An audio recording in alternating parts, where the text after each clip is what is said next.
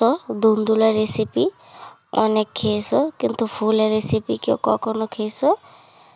না খেয়ে থাকলে এখনই দেখে নেও এই ভিডিওটা। তো আমি আজকে তৈরি করব দুন্দুলের ফুলের ভর্তা।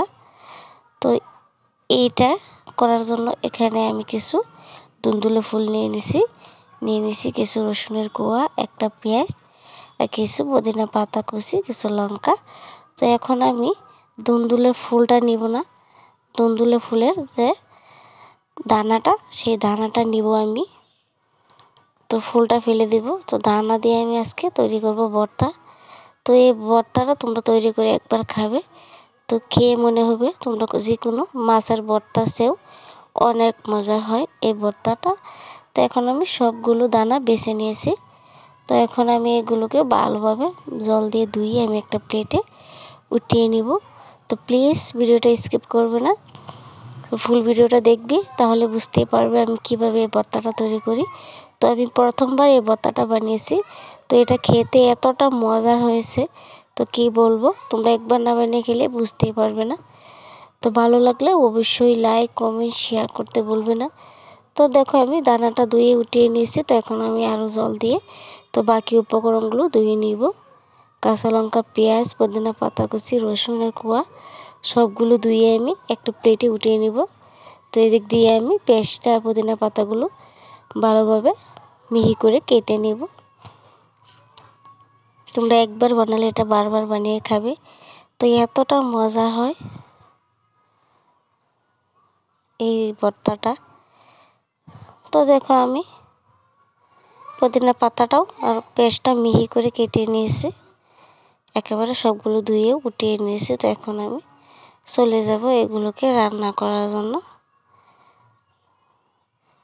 তো আমি আগে থেকে গ্যাসটা অন করে আমি কড়াটা বসিয়ে অল্প তেল দিয়ে দিছি। তো এখন আমি কাঁচা লঙ্কা আর রসুনের কোয়াগুলো প্রথমত ভেজে নিব।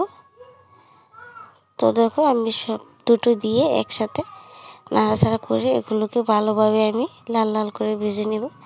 তো দেখো আমার ভাজা হয়ে গেছে। তো এখন চামচ দিয়ে আমি এটাকে উঠিয়ে আমি দুন্দুলের ফুলের বিচিগুলো বা দানাগুলো আমি ভেজে নিব।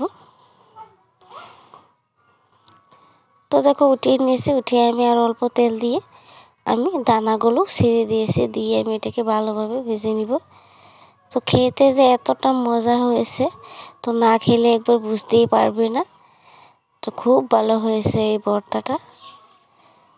তো দেখো এইভাবেই আমি দানাগুলো ভেজে নিয়েছি। তো এগুলো হয়ে গিয়েছে, একেবারে লাল লাল করে ভেজে নিয়েছি।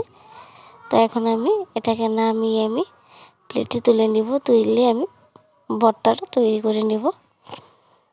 তো দেখো আমি নামিয়ে নিয়েছি। তো এখন আমি ভর্তাটা তৈরি করে নিব।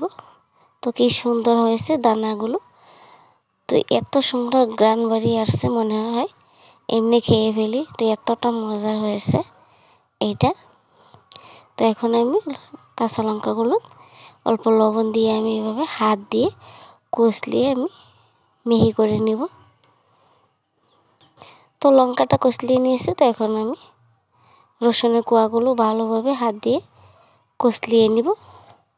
তো কষলিয়ে আমি পেস্টটাও একসাথে মিশিয়ে নিব।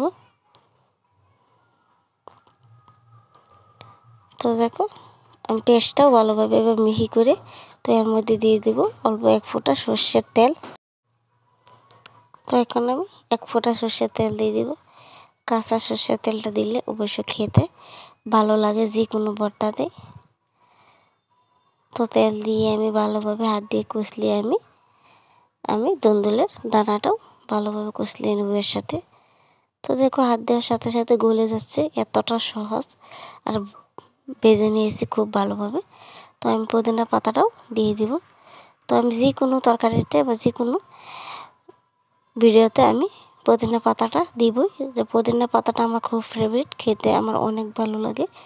তো দেখো ভর্তাটা রেডি হয়ে গেছে, গরম ভাতের সাথে এখন খেয়ে ফেলবো। তো এতটা মজা হয় ভর্তাটা, একবার না বানিয়ে গেলে বুঝতেই পারবে না।